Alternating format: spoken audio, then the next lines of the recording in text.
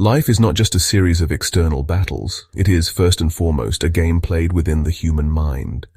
Every decision, every hesitation, every leap of faith begins as a silent contest between doubt and belief, fear and courage, weakness and willpower. This game is not played on a board or inside an arena. It is played in the invisible space between your thoughts. And here's the catch. Your greatest opponent is often yourself. The mind is a master illusionist. It whispers limitations, magnifies fears, and convinces you that comfort is safety, when in reality, it's a cage.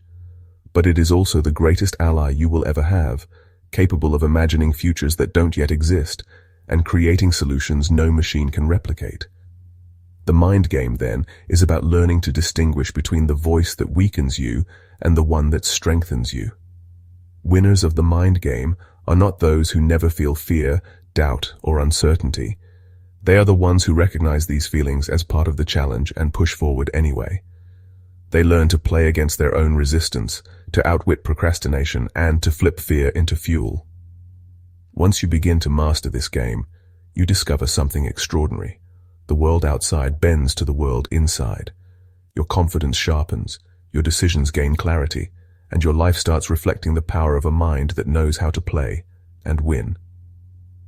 Now let's dive in. Number 1. The invisible battlefield. The most dangerous wars are never declared, and the most powerful weapons are never seen. They are carried within us, quietly, invisibly, in the form of thoughts, fears, doubts, and beliefs. This is the battlefield of the mind. Unlike the chaos of external wars, this battleground is silent yet relentless. It doesn't leave visible scars, but it shapes destinies, breaks spirits, and forges greatness. Every morning, before we even step into the world, the battle begins. Willpower wrestles with temptation. Courage squares off against fear. Hope challenges despair. On this battlefield, victories don't look like parades or medals. They look like a decision to try again after failure, the courage to speak when silence feels safer, or the discipline to choose growth over comfort. What makes this battlefield so unique is that the enemy often disguises itself as a friend. Doubt pretends to protect you from failure.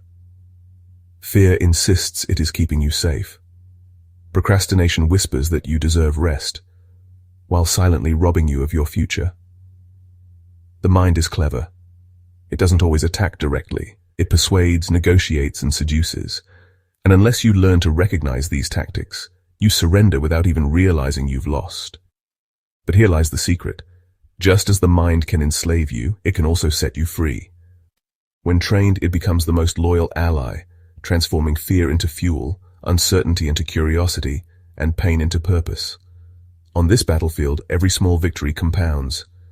Each time you choose courage over fear, persistence over quitting, focus over distraction, you expand your strength. The invisible battlefield is not a curse. It's a proving ground. It exists to sharpen you, to test your resilience, and to prepare you for the external challenges life will inevitably bring. The moment you realize the war is waged within, you stop fighting shadows outside and start training the true warrior inside. Number 2. The illusion of control. One of the most fascinating tricks the mind plays in its endless game is the illusion of control. We like to believe we are in charge of our lives, that we can predict outcomes, plan every step, and steer events exactly where we want them to go. This belief gives us comfort, a sense of stability in a world that is, by nature, uncertain. But beneath that surface lies a truth we often resist.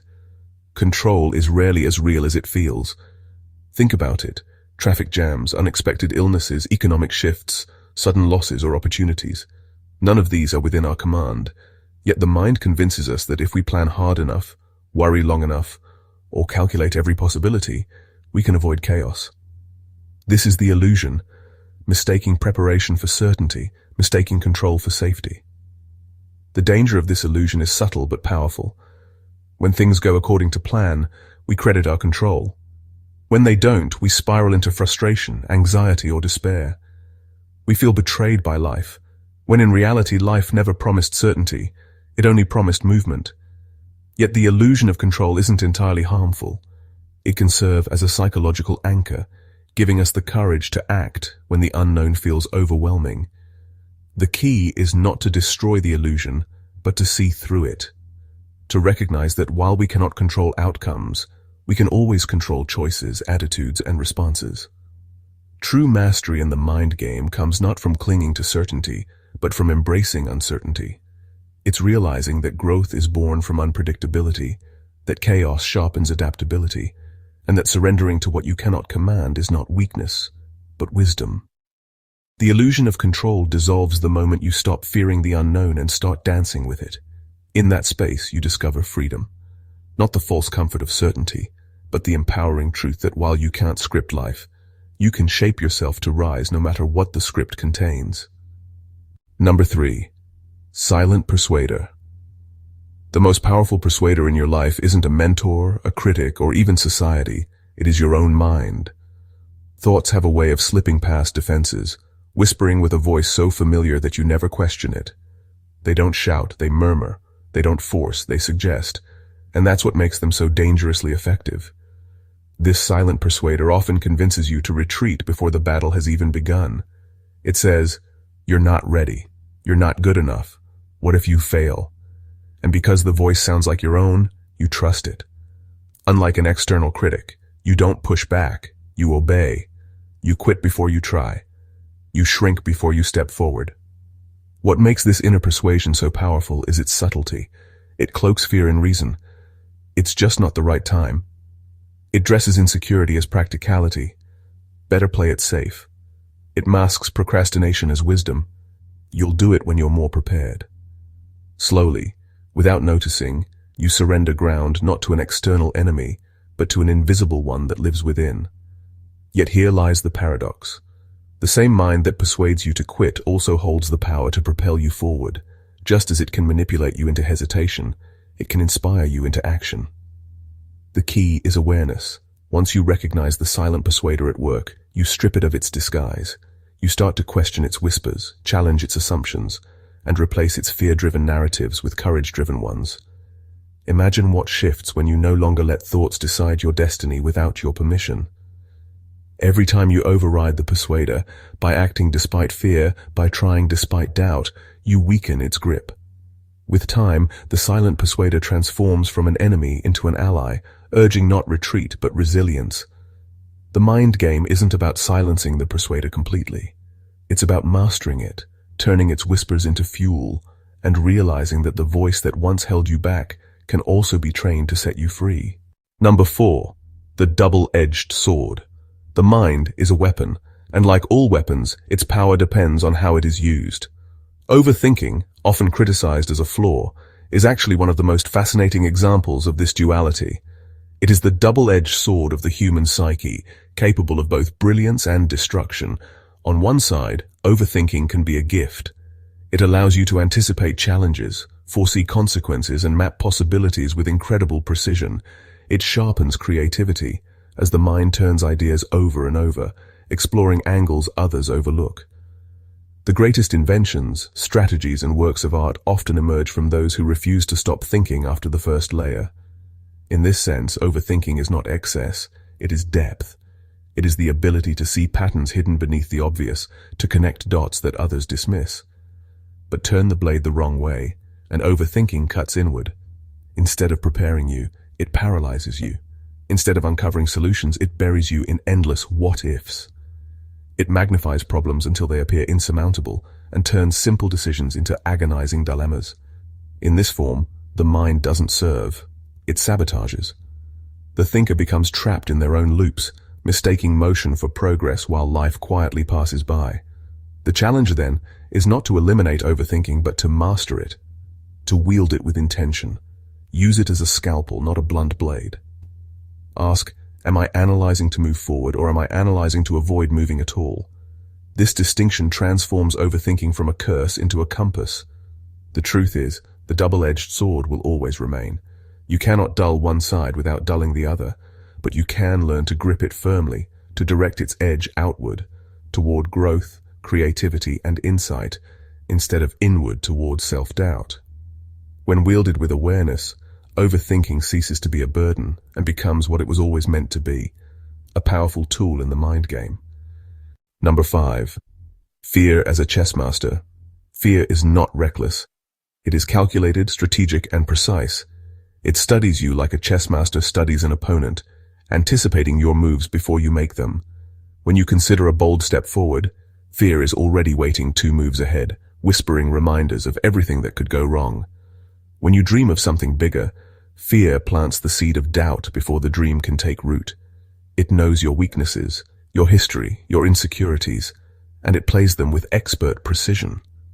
What makes fear so powerful is not its presence but its intelligence. It rarely tells you outright to stop. Instead, it nudges you toward hesitation. It convinces you to delay until the perfect moment, knowing that perfection never arrives. It urges you to play safe, to protect what you already have, to avoid risk, knowing that safety can slowly become a cage. Like a patient chess master, fear doesn't rush. It simply waits for you to defeat yourself. But here's the truth. Fear isn't unbeatable. Its strategy relies on you playing predictably, choosing the cautious move, the familiar path, the decision that feels safest.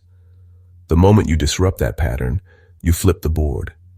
Fear cannot anticipate a mind that acts with courage, because courage is inherently unpredictable.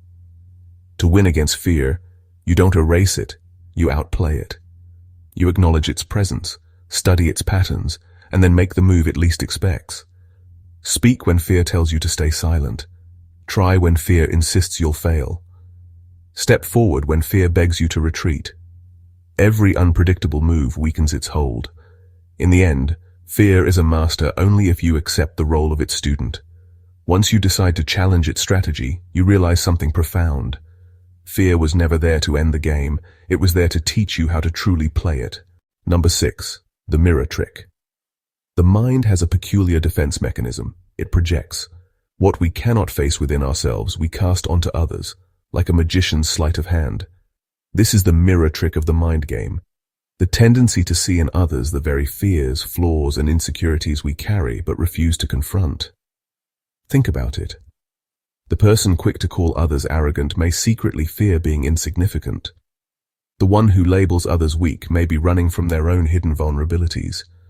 The critic who mocks someone's ambition may not be disapproving of boldness, but of their own unfulfilled dreams. Without realizing it, we hold up mirrors instead of windows, mistaking reflections for reality.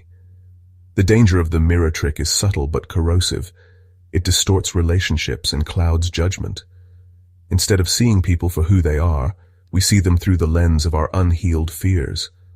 We attack, not because of what's in front of us, but because of what's inside of us. In doing so, we remain blind to the true opponent, the unresolved battle within. But here's the paradox. The mirror trick is not just a trap. It can also be a revelation. If you pay attention to what triggers you most in others, you often uncover what you've buried within yourself. That irritation, that judgment, that resentment, they are signals pointing back to parts of your own psyche demanding acknowledgement. Mastering this aspect of the mind game requires humility and courage. It means daring to ask, what of this belongs to me? What fear am I seeing reflected here? Instead of blaming the mirror, you begin polishing it, turning projection into introspection. The mirror trick teaches a profound truth. Others are often less our enemies than our teachers. By recognizing the reflections for what they are, you gain not only clarity in how you see the world, but also freedom in how you navigate it. And that is how the trick, once exposed, becomes a tool for transformation. Number 7. Emotion as currency. In the mind game, logic is not the only player. Emotion sits at the table too, and it deals its own kind of power. Emotions are like currency, shaping decisions, fueling actions, and influencing outcomes. Anger, joy, jealousy, love, each is a chip we trade, sometimes recklessly, sometimes with precision, often without even realizing the stakes. Anger, for example, can bankrupt us when we spend it carelessly. A single outburst can damage trust built over years, leaving us in emotional debt. Yet in another context, anger becomes an investment. It sparks change, fuels courage, and drives revolutions. Joy, on the other hand, can be hoarded like treasure or shared like wealth, multiplying as it spreads. When joy is given freely, it enriches not only us but everyone around us. Jealousy is a trickier coin. Spent poorly, it corrodes relationships and poisons ambition. But when channeled wisely, jealousy reveals what we truly desire, pointing us toward paths we might not have otherwise admitted we wanted. And love, perhaps the most valuable currency, can be spent lavishly without depletion. The more it circulates, the more abundant it becomes, proving that not all currencies follow the rules of scarcity. The key to mastering emotions as currency is awareness. Most people spend unconsciously, reacting rather than choosing. They gamble with rage, hoard joy, squander time in envy, or invest love in places that yield no return. But when you recognize emotions as assets, you begin to allocate them intentionally. You ask, is this worth my energy? Will this investment grow me or drain me? In this light, emotions are no longer wild impulses. They are tools, resources, even strategies. The greatest players in the mind game are not those who suppress emotion, but those who spend it wisely, turning every chip, whether anger or joy, into a move that shapes the outcome in their favor. Number 8. The strategy of silence. In a world obsessed with noise, where everyone is eager to speak, argue, defend, or prove, silence often feels unnatural, even threatening. Yet in the mind game, silence is not absence, it is strategy. It is the pause that unsettles, the quiet that magnifies, the stillness that forces the other side to confront themselves. Sometimes saying nothing is the boldest move you can make. Silence is powerful because it disrupts patterns. Most conflicts thrive on reaction. Anger feeds off anger, gossip off gossip, insecurity off validation. When you refuse to provide the expected response, the cycle collapses. The opponent, now deprived of your energy, must wrestle with their own words, their own motives, their own fears. In that space, silence becomes louder than any argument. It is also a tool of clarity. When you hold back from speaking immediately, you give your mind time to process, observe, and sharpen perspective. Words once spoken cannot be retrieved, but silence gives you room to decide whether they are worth speaking at all. Often what feels urgent in the heat of the moment dissolves into insignificance when given the grace of quiet. Yet silence is not passive. It is not avoidance. True strategic silence is deliberate, intentional, and directed. It can command respect, de-escalate conflict, or unnerve opponents who rely on your predictable reactions. Leaders, negotiators, and thinkers throughout history have mastered this, knowing that silence is not weakness, but leverage. The strategy of silence also applies inward. In the midst of mental chaos, silence becomes a sanctuary. It is in the stillness of meditation, reflection, or solitude that the mind unclutters and reveals truths hidden beneath noise. In the end, silence is not the absence of power, it is its concentration. It teaches that sometimes the strongest move is not to strike, but to wait, not to shout, but to listen, not to react, but to remain. In the game of the mind, silence is the move that speaks volumes. Number 9. The paradox of choice. At first glance, choice feels like freedom. The more options we have, the more empowered we should feel. Yet in the mind game, an abundance of choices often does the opposite. It paralyzes. This is the paradox of choice, the belief that more doors open equals more opportunity, when in reality, too many doors can trap us in hesitation, doubt, and regret. The human mind is not built for infinite options. Faced with 2 or 3, we decide with relative ease. But give us 20, 50, or 100, and the clarity dissolves into chaos. We begin to overanalyze, to weigh every possibility, to fear the loss of the paths not taken. Instead of moving forward, we stall, waiting for a certainty that never arrives. Modern life amplifies this paradox. Careers, relationships, lifestyles, even something as simple as choosing what to eat, each comes with overwhelming possibilities. On the surface, this looks like abundance. Beneath it, it breeds anxiety, dissatisfaction, and fear of missing out. We don't just want to choose, we want to choose perfectly. And so, in pursuit of the perfect choice, we often make none at all. But the mind game reveals a deeper truth. Freedom doesn't come from having endless choices, but from committing to one. The act of choosing, decisively, consciously, liberates us from the paralysis of possibility. When we choose, we silence the noise of what-ifs. We direct our energy, our attention, our effort into one path, giving it the chance to bloom. The paradox of choice reminds us that clarity isn't found in more, but in less. It teaches that discipline, not abundance, creates freedom. By narrowing focus, we gain depth. By committing, we gain momentum. The true power lies not in having every option, but in having the courage to select one and move. Number 10. Victory within. Every game has an end goal, a final win that defines success. In the mind game, that victory isn't found in conquering others, collecting trophies, or proving superiority. The ultimate win is far more intimate. It is mastering the labyrinth within yourself. The mind is a maze, full of winding corridors of doubt, towering walls of fear, and hidden chambers of potential waiting to be unlocked. Many spend their lives running this maze blindly, chasing external recognition while remaining lost inside. They may achieve power, wealth, or fame, yet still feel empty, because the battles that truly mattered, the ones inside, were never won. Victory within begins with awareness. It's the realization that the real opponent is not the critic outside, but the critic within. It is not the failure in the world, but the fear of failure in your heart. It's not the obstacles around you, but the stories your mind tells about them. The moment you recognize this, the game changes. Mastery does not mean silence of fear, but harmony with it. It does not mean eliminating doubt, but refusing to let doubt dictate your path. It means navigating the maze with clarity, knowing when to push forward, when to pause, and when to reframe the walls not as barriers, but as teachers. The true measure of victory is inner freedom, the ability to act without being enslaved by fear, to love without being chained by insecurity, to pursue purpose without being paralyzed by uncertainty. When you win within, external victories lose their grip on your worth. They become bonuses, not definitions. And here lies the paradox. Once you master yourself, the external world often falls into place. Decisions sharpen. Confidence deepens. Challenges no longer feel like threats, but opportunities. You stop playing to survive and start playing to create. Victory within is not the end of the mind game. It is the realization that the game was never against others. It was always against yourself.